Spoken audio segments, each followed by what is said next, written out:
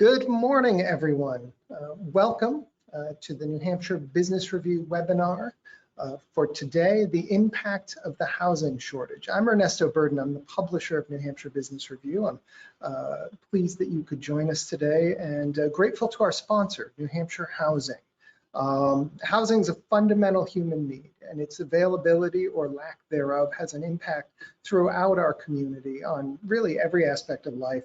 Today, we are going to talk in particular about its impact on business in New Hampshire, on companies' abilities to have workers, for example, and really all aspects of business. Let me jump right into introducing our speakers today.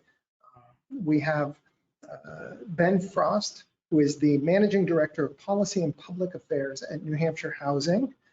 We have Alyssa Margolin, the Director of Housing Action NH, and Harrison Kanzler, Executive Director of Mount Washington Valley Housing Coalition. And between the three of them, they are going to present a very comprehensive picture of the impact that this housing shortage is having on New Hampshire's communities and New Hampshire's businesses. And with that, let's bring up Ben first to give us an overview of the situation and some data. Welcome, Ben. Thanks, Ernesto. Thanks for that introduction, and I'd say more particularly thanks to New Hampshire Business Review for today's webinar and for your ongoing excellent coverage of housing issues in our state. What I'd like to do is to talk a little bit about, set the stage really for this discussion by talking about some of the data that's available, some of which we produce at New Hampshire Housing.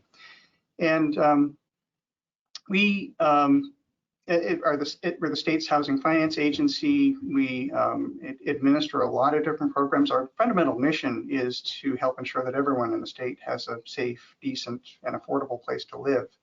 And we run programs to help that, mostly federal programs, although we do get some state funding through the Affordable Housing Trust Fund to help finance housing development. But we receive no operational funding from the state. We're a self-funded operation. And relatively independent of state government, but our board of directors is appointed by governor and council. We do a lot of different things, and I'm going to share my screen. And let me know if you don't see the right thing. We see you, Ben. You see me, that's good. And we see your slides. You're good to go. Okay, do you see it in slideshow mode? Yes. Okay, excellent. So at New Hampshire Housing, in addition to the programs that we run, we also we also do a lot of research and publications, and here's just a sampling of those publications. I'm going to focus on a couple of these things, in particular the residential rental survey report that we've done since the late 80s. In its current format, we've done it since the early 90s. It's a really robust survey, but anyone can avail themselves of these publications on our website at nhhfa.org. But talking about the rental market in particular, and this is reflected, this is the data that's reflected in our residential rental cost survey from 2021. Everyone really focuses on rental costs, and costs, as you can see over time, have this inexorable upward trend. Costs of rent is going up throughout the state. This is statewide. The bluish line is for two-bedroom units, which is the predominant supply in New Hampshire. It's mostly two-bedroom units. But all units also have been going up considerably. And if we extend this graph back in time to before the Great Recession, during the Great Recession, you'll see even during those times, rents continued to go up. And think about what the influences were at that time. During the Great Recession, a lot of people in New Hampshire, almost 20,000 people over a 4-year period, lost their homes to foreclosure. Many of those people went into the rental market. So that was really sustaining the rental market during that time and causing prices to continue to go up, even as we were in recession and the economy was suffering. And you can see just over the past year, the 6 or 7% increases in rental costs statewide. Over a 5-year period, we're looking at between 20 and 25% increases in rental costs. And what I can tell you is that renter incomes have not kept pace with the cost of rent, meaning that more and more people in New Hampshire who are renters are paying more than they can frankly afford.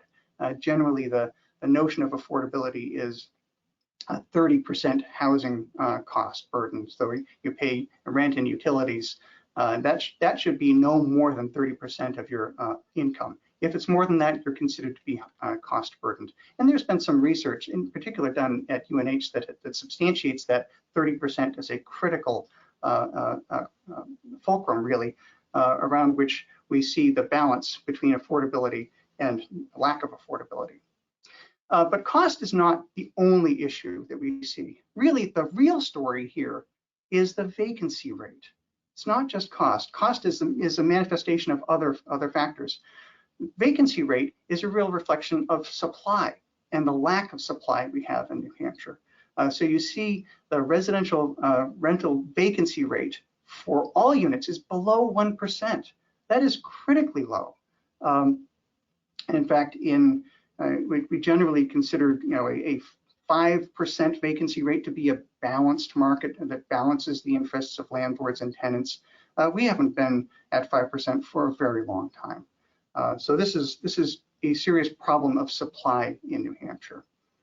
And you can see throughout the state, it's not just in the hot markets of the Seacoast or the Upper Valley. You see price increases. You see the actual prices for units, say in Rockingham County at $1,672. That's the median monthly gross rent. That includes utilities. That's gone up in Rockingham County 26%. But you look around, Grafton County 28%.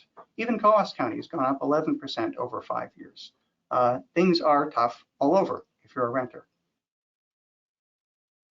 And just looking at the vacancy rates by county, as I said, a balanced market is about 5% vacancy rate. The turnover rate, the time it takes for a landlord to prep a unit between tenants, is about 3%. We are way below that in all counties, even where we're not seeing the greatest pressure on the market.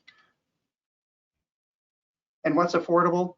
Well, you might say, well, okay, so Cheshire County, Coos County, they have more units that are affordable, a greater proportion of the units that are affordable to people of a median income, but that is, say, less than a quarter of the units available to half of the renter population. There's a lot of competition for rental units everywhere in the state. Now, turning quickly to the purchase market, again, prices.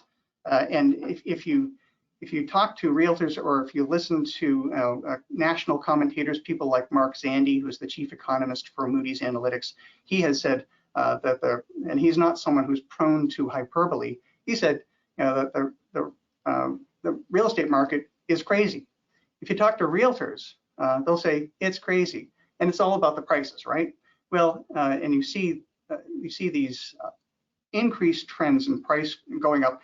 And there's really kind of an inflection point in 2020 in that curve. You see an acceleration of price increases during COVID, which really caught a lot of people by surprise. We were frankly expecting the market to tank, and it didn't. Instead, it took off. And so we're reaching record sales prices. And if you look at the great information that the New Hampshire Association of Realtors has on their website, you can see time on market very low. And you can see the sales prices relative to asking price. So at 103, 105, 110% sales prices relative to asking price. It is pretty nuts right now. But if you were to ask a realtor the question, describe the market in one word, after they echoed Mark Zandi and said crazy, they'd say, well, let me be more specific. Inventory is the issue. Realtors are saying there's just nothing out there for us to sell. And this is a serious problem with the market. And that's, as a result, we see the prices going up. We see bidding wars. We see people putting in bids and bids and bids, maybe a dozen bids before they find something that they can actually buy, hopefully somewhere near where they wanted to live. But you can see this inventory, and this curve shows the amount of time that it takes to sell everything that's currently on the market. And typically we look at a market of 6 months inventory is a balanced, and anything below 6 months we regard as a seller's market. And we haven't been below 6 months for quite a while, and we're well below that now, trending down toward 2% overall. What's driving all of this? Well, one of the key drivers is right now is the historically low mortgage interest rates. This is the Freddie Mac national survey of major mortgage lenders. And you can see how it's gone down, down, down. And this is a big part of the story. In December 2020, it bottomed out at 2.68%, and it's hovered around there since that time. And Freddie Mac has been doing this survey since 1972, and this is the lowest it has ever been in the 49 years that Freddie Mac has done this survey. So another part of this issue is building permits, and you can see what the response was during the Great Recession, especially on the single-family construction side, the blue line there. It really plummeted during the Great Recession, leading up to the Great Recession and the foreclosure crisis, and has never really recovered in New Hampshire. Multifamily has kind of moved along at a steady pace, not great. We need to do a lot more in construction. So my question really, and this is where I'll turn it over to my colleagues, with high demand and limited supply for both rentals and for purchase homes, why aren't builders building more? Thank you, Ben. And that is a perfect introduction to have us bring up Alyssa. Morning. Good morning. Thank you. Thank you, Ernesto, New Hampshire Business Review, for having me this morning. I serve as Director of Housing Action New Hampshire.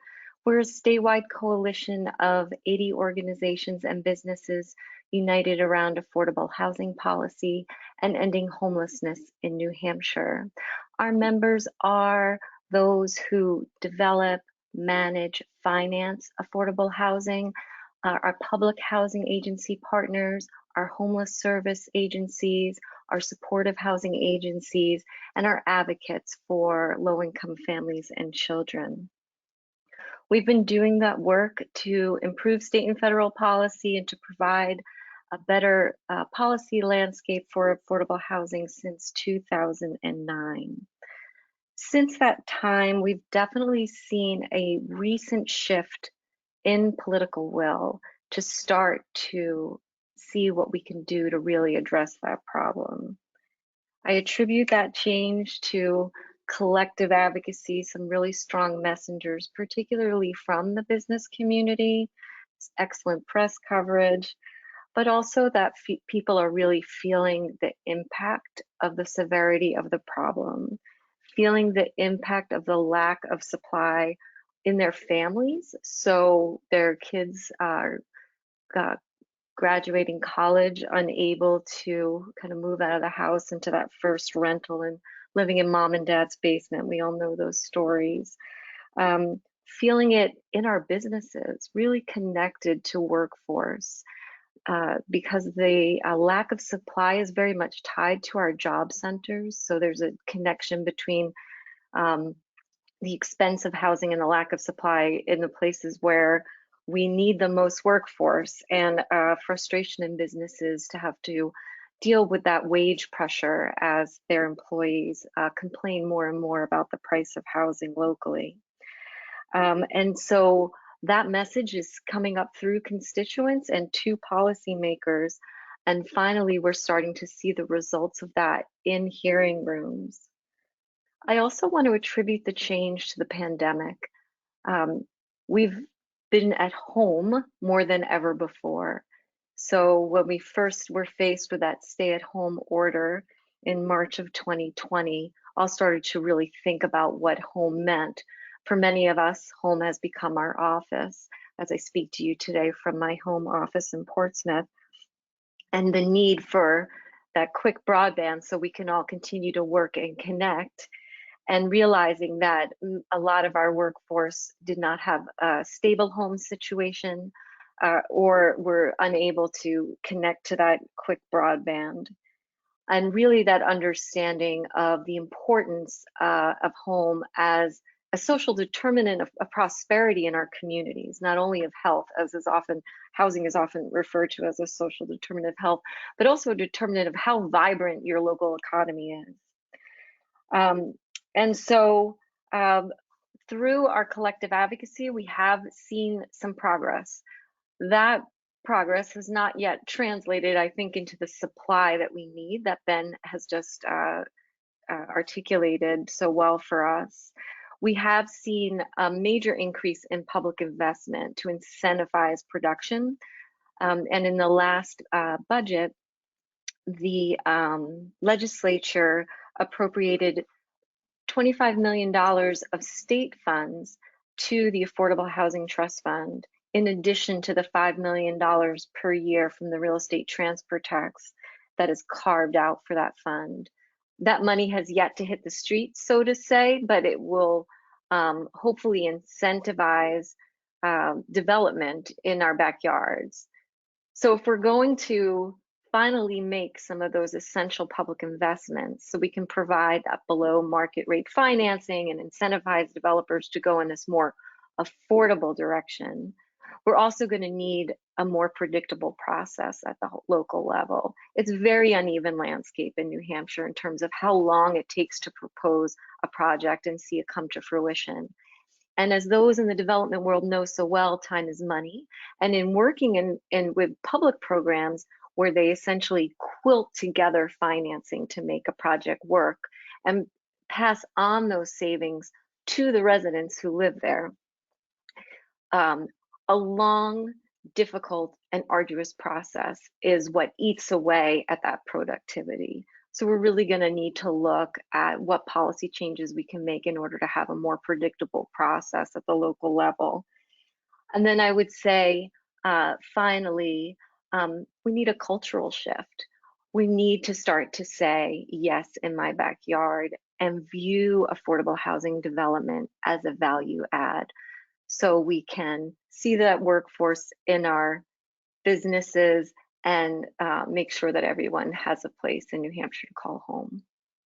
And with that, I'll turn it over to my colleague Harrison, who's doing the work at the local level in the Mount Washington Valley. Thank you very much, Alyssa. Just a quick note for the audience before Harrison jumps on. We did receive a comment. Viewer was wondering if they were not able to see your slides. Alyssa wasn't using slides. Harrison won't be using slides. So you're not missing anything. You are one-on-one with Alyssa and Harrison. After Harrison is done giving you an overview, we'll then jump into a Q&A session. And so for anybody who doesn't realize it, there is a Q&A function within the GoToWebinar control panel, and please do ask questions. We'll be taking questions for the rest of the hour after Harrison finishes. And now, thank you again, Alyssa and Harrison. Welcome. Hi, thanks so much for having me. Thank you. So I'd like to start just by thanking Ernesto for putting this all together and having us all here. And I'd like to also thank Emily Samatis. Emily, I hope I got the pronunciation right. She's in the background making sure everything runs smoothly for not only the presenters, but for you all. So thank you to New Hampshire Business Review. My name is Harrison Kanzler. I'm the Executive Director of the Mount Washington Valley Housing Coalition. We represent, we work with 13 communities in New Hampshire and 2 in Maine. 13 total, so 11 in New Hampshire and 2 in Maine. And we are a grassroots organization. We're a nonprofit advocacy group. We work mostly with the public on education, and we also work with our planning board members and our select board members on education surrounding zoning and housing and recent practices and best practices to use to develop affordable workforce housing. And we do that because we interface a lot with our local business community about their workforce, about what they're able to do and what they can provide for the community. Obviously, if you're familiar with the Mount Washington Valley, you know that we're a very tourist-based economy.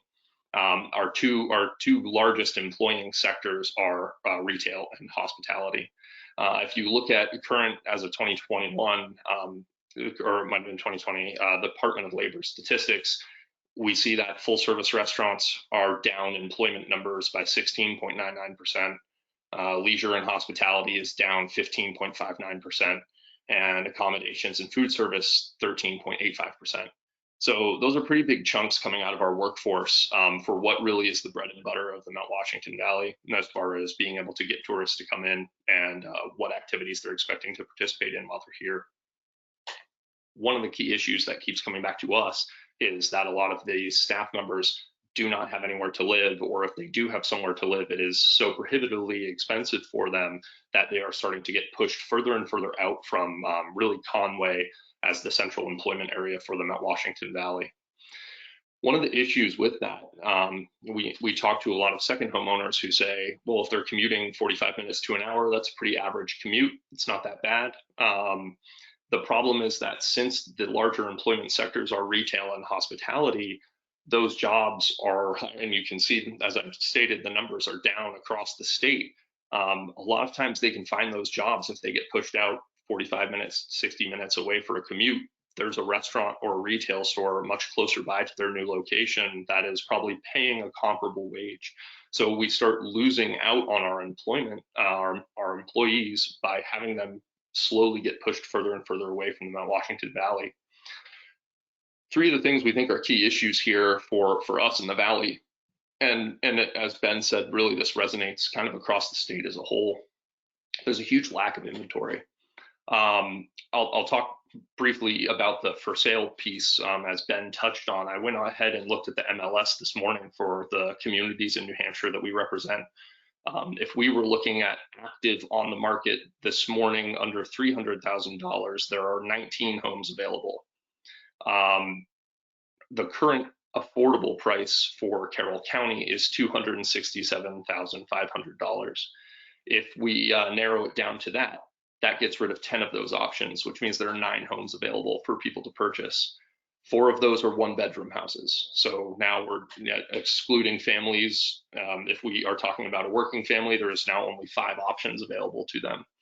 One of those is incomplete. So a bank likely wouldn't be able to give them much on it, and they wouldn't be able to move into it right away. So now we're down to 4 options. One of those is in an age-restricted mobile park. So now we're down to 3 options. One of those is a modular pre-construction. So it's not actually there. You have to purchase it and wait for it to come in. So now we're down to 2 options for local working families at an affordable level. And one of those 2 has a $2,000 a year HOA fee, which is a significant addition onto a mortgage for a working family in our area. So as you can see right away, for purchase is essentially not an option for the working folks here in the Mount Washington Valley. And so when we look at rental, again, things are pretty tight. We have a 0.7% availability rate for rental housing. And what we're seeing is about $1,073 for a month for a median rent. Our affordable rent place right now should be somewhere around $924. So again, we're a bit off the mark. But really our problem is that even if we had more affordability in the units we have, it really would be rather irrelevant because the availability is so low and the competition is so high that we still have lots of families living in campsites, driving their van to work with the kids still in it, and then, spending the day in the van while mom or dad is at work. The pricing of the available housing and the pricing of the available rental is somewhat skewed from what the average working family is making in the Mount Washington Valley. And lastly, one of those big issues is a lack of infrastructure for rural areas. A lot of our communities do not have 100% access to broadband internet. So a lot of developers don't want to build there because resaleability, being able to sell the things they're building if there's no internet is very challenging. Again, to Alyssa's point, many of us have been working remotely, and if you can't do that, then you're probably not going to want to look at that home. we don't have public water and public sewer in a lot of our communities, so everything is going to be built mostly single family. So we're missing out on that multifamily, which again tends to be the more affordable side of things. And so what that coalesces into is talking to a group of restaurateurs in our area, the Valley Originals. And in speaking with them, I believe last time I spoke with one of the representatives, there is not a single one of their members that is open 7 days a week currently due to lack of staff. I know one just over the border in Maine had an issue where one of their staff members got COVID, and it kind of rippled through the kitchen, and it ended up being the owner basically running the kitchen by themselves for 2 weeks, just so they could stay open. Because again, they're so short-staffed, they couldn't just call in other help. What they had was what they had, and it was out for medical reasons. A lot of our employers, I got a group of employers together who were looking to start to offer an incentive package worth $500 to any landlord who would come forward to them with priority for putting one of their employees in a rental as a tenant. That $500 probably wouldn't really cover the delta that they were hoping to see between an affordable and a market rate rent, but it was what they could offer at the time. And unfortunately, we kind of did a soft launch of the program, and we had no one interested because there are so few options even available, that even folks who want to do something beneficial for local employers or want to help out the community, or who want to maybe get that $500 incentive, they just can't do it. They've already got tenants in, or the turnover is so high that they don't see a point in trying to take $500 when they could just raise their rent and get more money in the long run. So it really has become problematic. When we're starting to see, a lot of focus coming, especially from the business community, folks starting to ask the questions of, do we need to put capital into housing? Do we need to ourselves purchase housing? Do we need to get into development so that we can have staff, so that we can continue to function? Another problem is childcare. Again, it's a seller's market. Personally, my kids just got kicked out of their daycare because their daycare provider has been doing it for over 20 years. And she said, hey, I can sell my house right now and make a boatload of cash. So she has closed down. She's retiring. We're very happy for her. But of course, it's a problem for us. My wife and I need to keep in the workforce. And so we need to find a place for our kids to go now. So it has a trickling down effect. When housing is not available, it becomes a greater and greater issue for those working class families, especially when 40% of them are already burdened by their housing costs, if they even have them. And I will open it up, or give it back to Ernesto. Thank you. Thank you, Harrison. That was a great overview of the problem. And I think right now what we'd like to do is bring everybody onto the screen.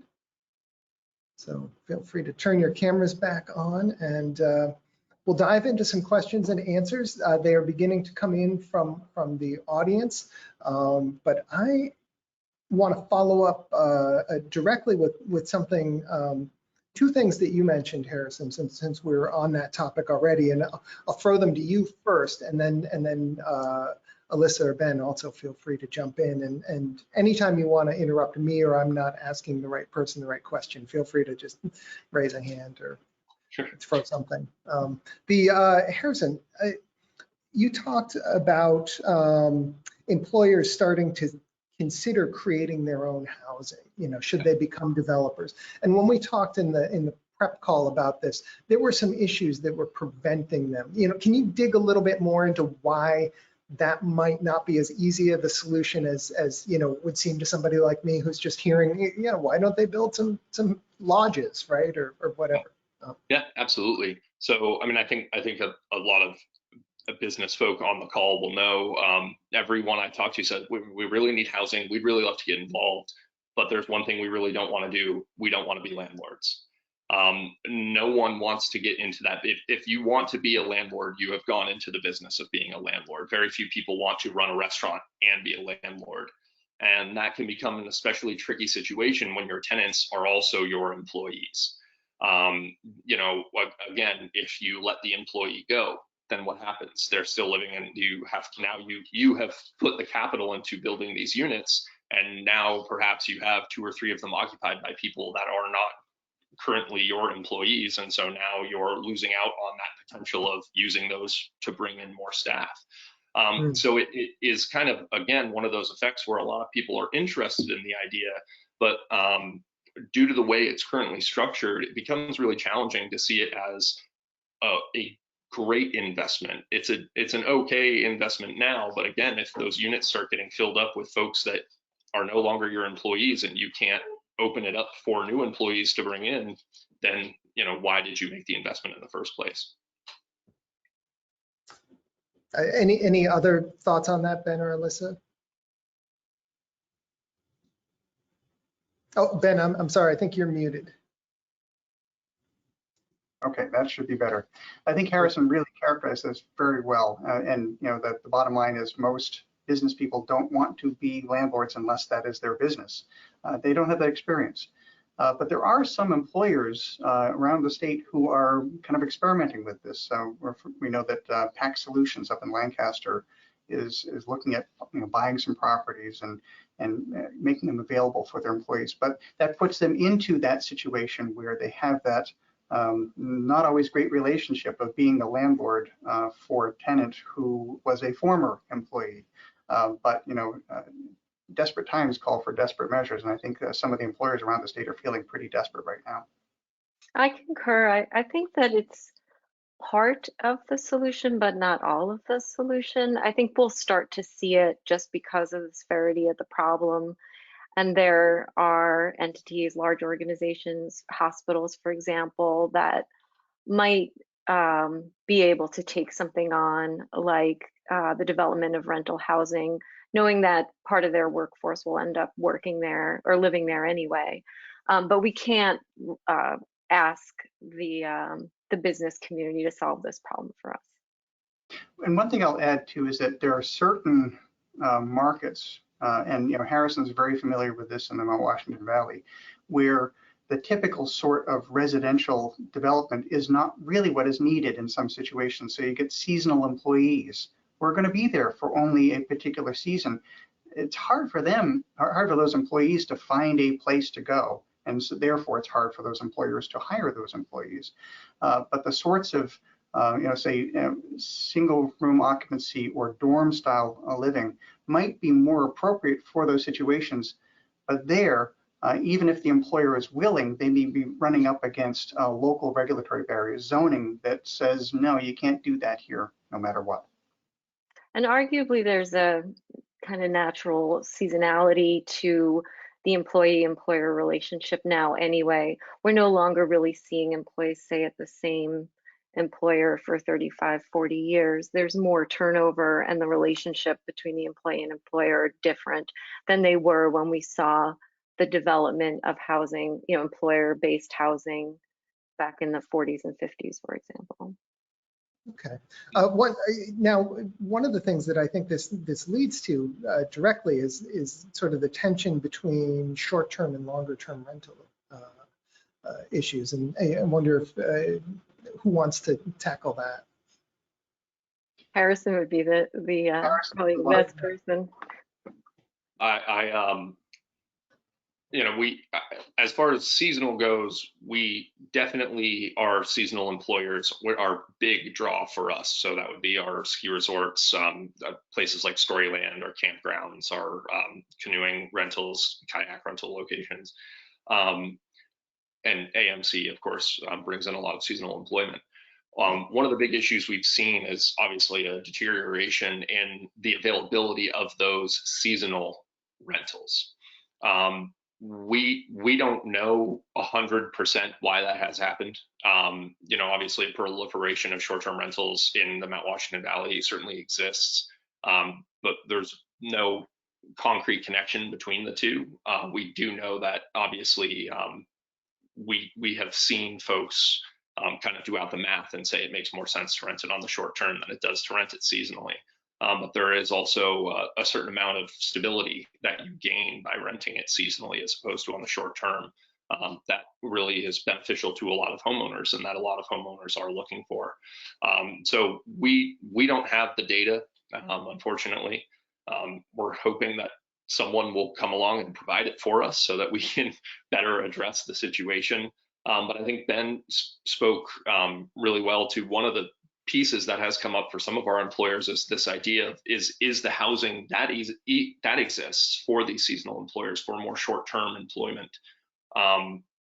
Does it make sense to build a village of small houses, or does it make sense to build a dormitory, especially when a lot of them are college age students, and this is the way that they are living normally anyhow, and are looking for that more communal living style.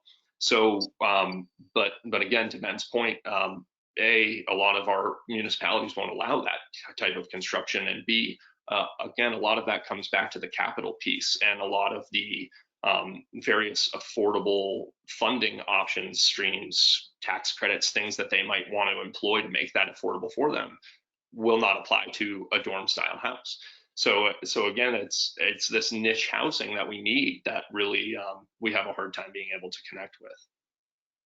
Okay, I want to ask one more question and then dive into the audience questions because they're coming in fast and furious, and there's some good ones in there. But I did want to see, Ben, if you had any sense of, there's been a lot of reporting on Wall Street snapping up single family homes, pension funds, venture capital funds, things like that, which certainly seems, if you're trying to compete as a single family to make an offer on a home, you're going to get outgunned there. How much of a problem is that in New Hampshire?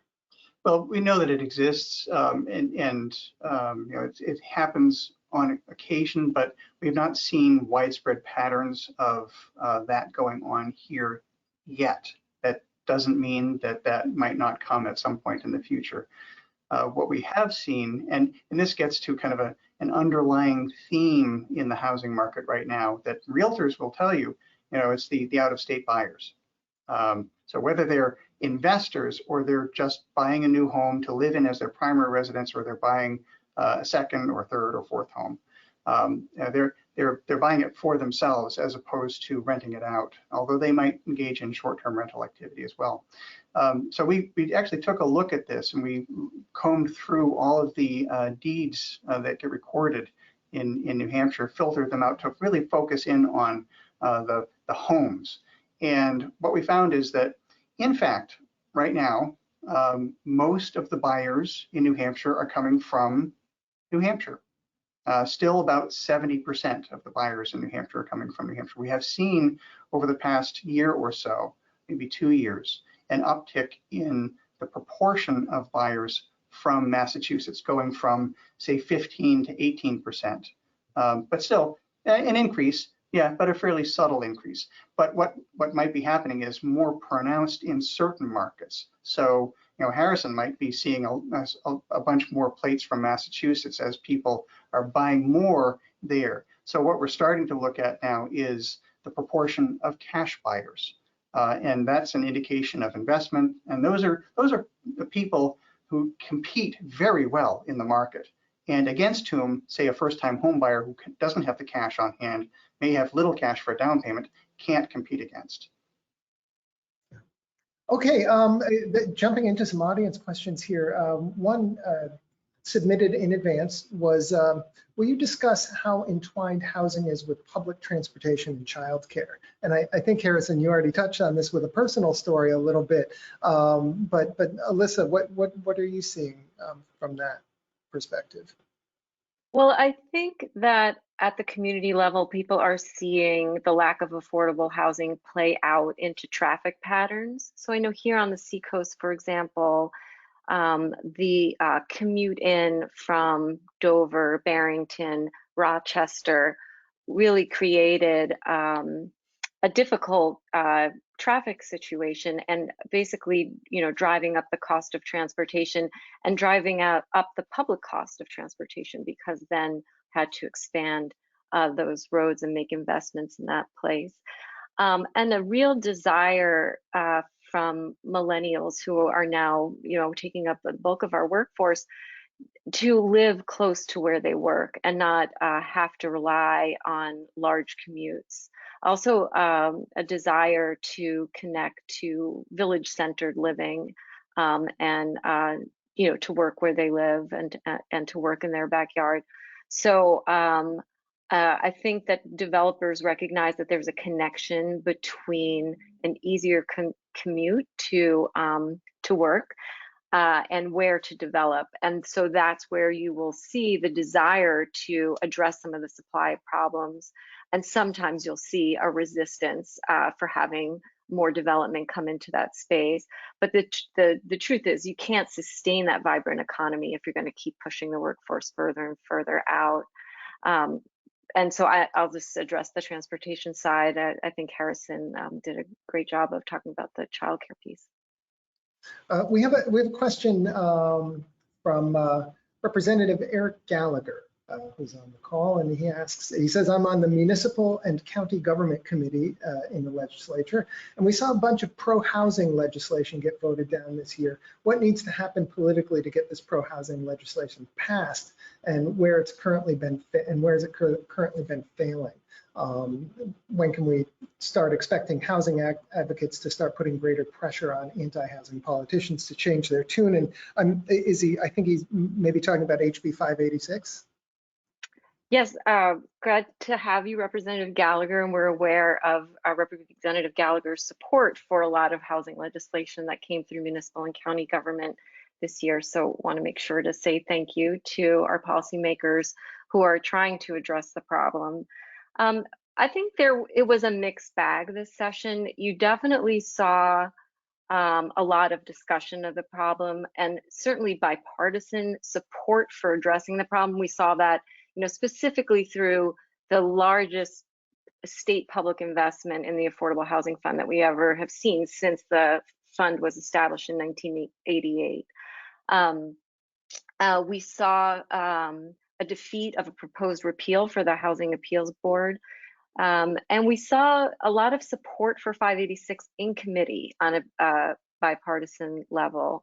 I think that there's always more opportunity for education and engagement, and we look forward to this session and hopefully working with many of you who are tuned in to this webinar in a beautiful sunny day in August, that you will want to work with us to engage those policymakers as new bills start to move through the House and the Senate.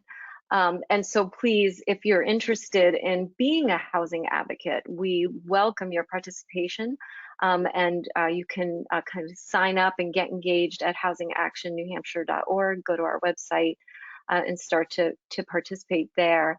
I think for 586 in particular, there's room for more education on the opt-in nature of a lot of those proposals, about the practicality of creating a more level playing field, and also viewing the developer community as our frontline workers, our heroes, so to speak, instead of trying to vilify the development community, because who else is going to get us out of this problem? I mean, we really need a partnership, and we really need to celebrate the role that they play at the community level if we're going to encourage them to build homes we can afford rather than just build more expensive condo style or more expensive homes. So I think there's room for kind of better messaging, better framing, but also just that hard work of mobilizing and education, and we're certainly prepared to do that.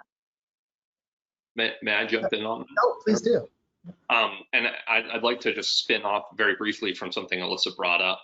And that's, the advocacy piece, organizations like mine. Really, I think a big part of this is a grassroots effort. I'm in regular communication with all of the representatives from the Mount Washington Valley, talking to them about these bills, what they look like, setting up meetings with Alyssa and her team to really brief them in more detail. I think a big piece that sometimes gets lost is in the legislature, not everyone is on the municipal and county. And so not all of them get the full rundown of what these bills are. And so a lot of times they don't know what they're voting on. So having groups like housing coalitions starting up in communities around the state, I think is a great way to really make sure that the message is getting through to our representatives and our senators and getting there clearly. New Hampshire Housing Finance Authority and Housing Action New Hampshire are both fantastic resources for a group like mine. I'm regularly on meetings with them. They provide us with all the data we need. It's it can be very localized and regionalized. And it allows us to really get that message across that not only is this something that we want you to understand, but we also can act as a conduit for the community, for the businesses to say, these are the stories, this is what's happening in our communities, and we really need you to consider how you're going to vote on this and consider it, not on party lines, but on the lines of the communities you're working with. So, I think to the question to all of you out there listening and watching, go back to your communities, find folks who are interested in housing and get something started. I think that's a great way to go about it. And I think that's another level at which this really needs to play out, the advocacy issue as a grassroots effort, and that is at the local level. So if you're a business owner in your community and you're having a hard time hiring people, look to the housing policies that your community has. You might look at your community's master plan, and the master plans almost invariably say that they're looking for a range of housing that is affordable to all income levels and all ages. But the regulatory policies that municipalities adopt, the zoning ordinances, the subdivision regulations, the site plan regulations, most times don't reflect that aspiration. And that's really where I think businesses can engage with their local planning boards, which is the planning board is responsible for writing the zoning ordinance, not the zoning board. The planning board is. So if you're a business owner, you're having a hard time, go talk with your planning board and say, I'm having a problem. I'm a business owner and a tax-paying business owner in this town, and I'm having a problem with hiring people because they can't afford to live here. We need to change something now. New Hampshire Business Review's editor, Jeff Feingold, is apparently on the call because he has submitted a question. He says, for the last couple of years, I have seen reports that the state has a deficit of 20,000 housing units. Is that still the right estimate? And no matter what the deficit is now, how long would it take to address it? And I guess that depends on how fast you build houses, right? Yeah, Jeff is right. And this is a study that we did in collaboration with Russ Tebow about a year and a half ago. And it's kind of a pre-COVID baseline of the housing market. And in that study, Ross estimated that we have a shortage of between 15 and 20,000 homes for purchase and for rent total to meet current demand. Forget about future growth. Current demand, we have a deficit of 20,000 units to restore balance to the market. And remember, I talked about balance in the rental market and balance in the purchase market. That's really what we're aiming for. Something that balances the interests of sellers and buyers, or renters and landlords. That 20,000 units, it's still a good number. It's not gotten better. Okay. A questioner notes they're seeing a lot of concern around new landlords purchasing existing multifamily businesses, evicting current tenants, and raising rents. Are there any talks at the legislative level to cap how much rents can be raised per year? Anyway, I've heard murmurs. I'm not sure if people are talking about it. It is a difficult issue for people to broach because it is, goes against the grain of a lot of the policies that we hold dear in New Hampshire. Especially the right to enter into contract free of encumbrances. Well, yes, and I'm not sure about the performance of rent control in other areas where it's been employed, such as Cambridge, Boston, New York City. I don't know if that's a thing to consider. I would be very surprised if it got a warm and fuzzy reception in the legislature. I would say that's an argument for continuing to invest in more traditional tax credit affordable housing, just because those programs require with them these affordability terms, so that if you secure your financing from New Hampshire Housing Finance Authority, for example, you would be required to sustain that affordability for a long period of time. So rather than turn to the private market right now with proposals such as that, continuing to invest in a new supply where that affordability is guaranteed for a long period of time. I believe in some cases it's up to 99 years. Is that right, Ben? It is, yeah. And I'll just point out, Ernesto, you published an article yesterday in the business review by Bob Sanders that talks about the inventory issues. It's short, it's a quick read, and it's really good. I encourage people to check it out. As do we, New Hampshire Business Review. Subscribe online at nhbr.com. Can towns be landlords? This is another question from the audience. And are there any in New Hampshire that are already? Can they be landlocked? I guess the question is, can a town solve the housing problem by just building housing itself and then charging rent? Can they be a landlord?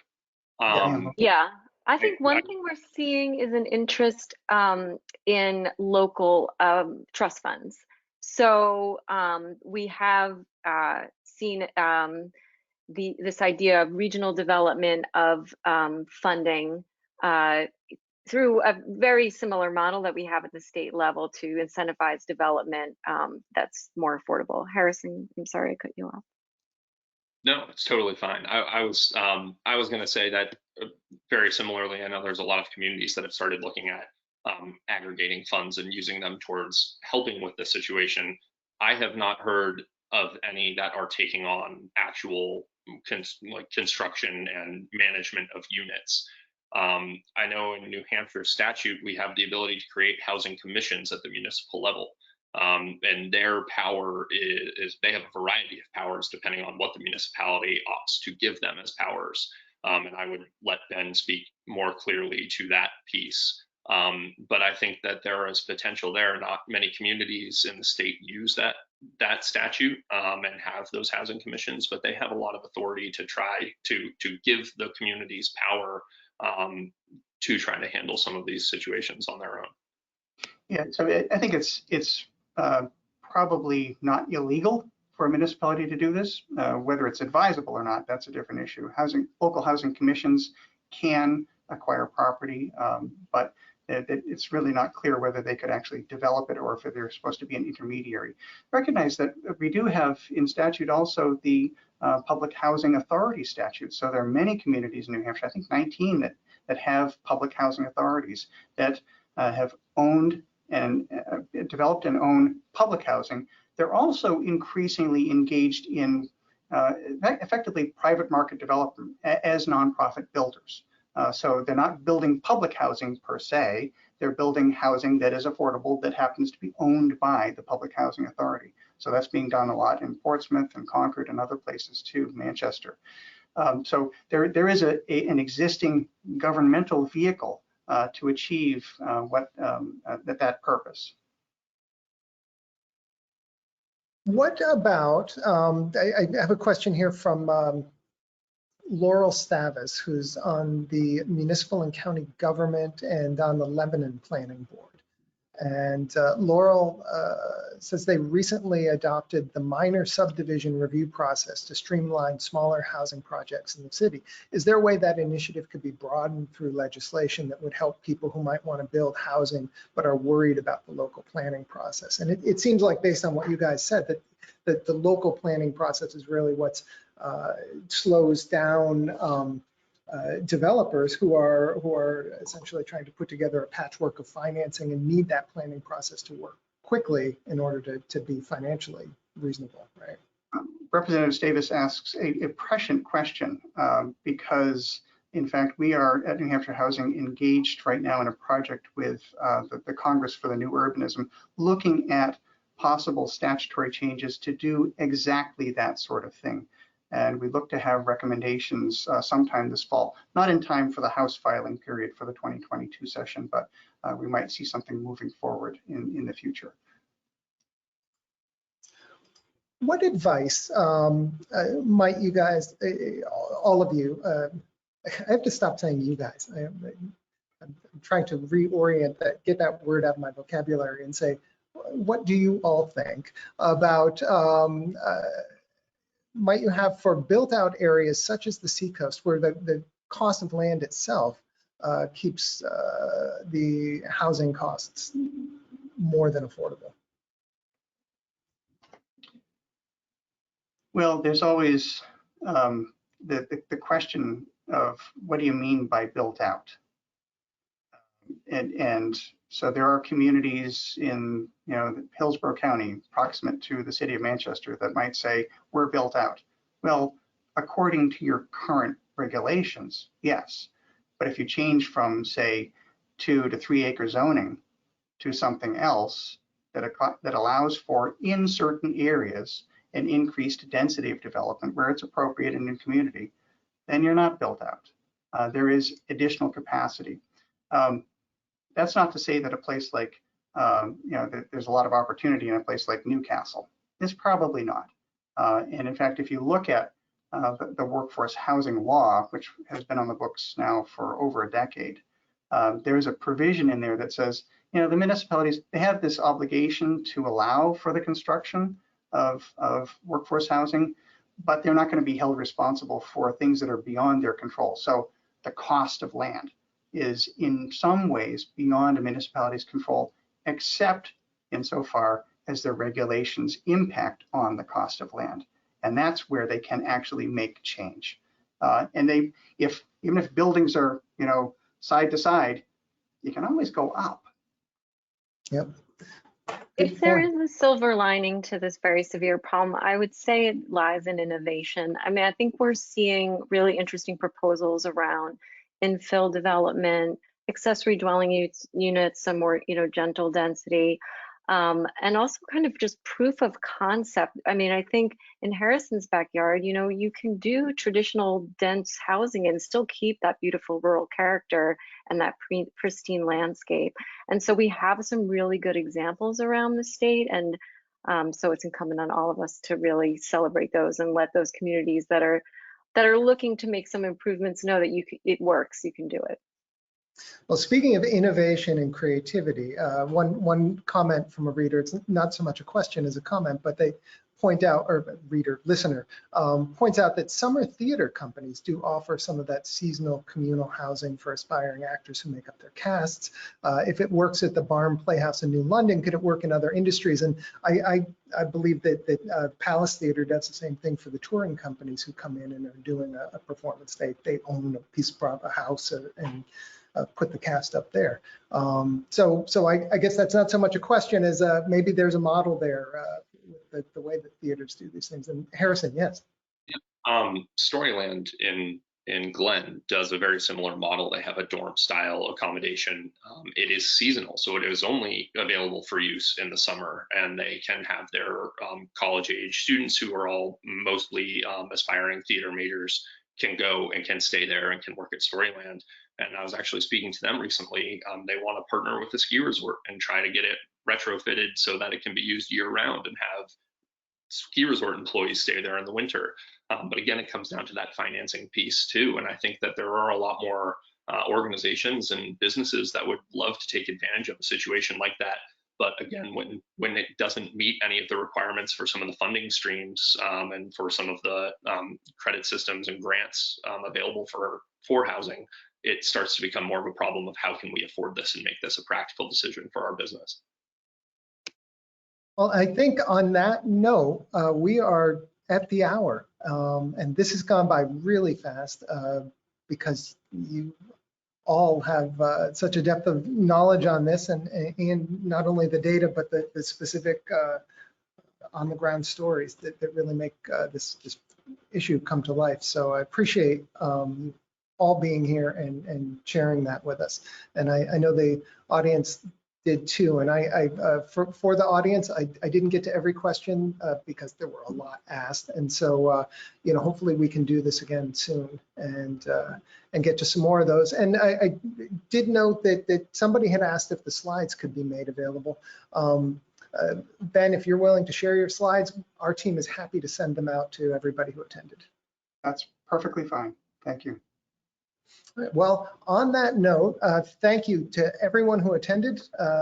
Thank you, Harrison, Ben, and Alyssa. And thank you to New Hampshire Housing for sponsoring this. Thank you to Emily Samadas, our producer, who's been keeping everything running smoothly as we went along. And I'm Ernesto Burden. I appreciate you all. Have a great rest of the day. Thank you.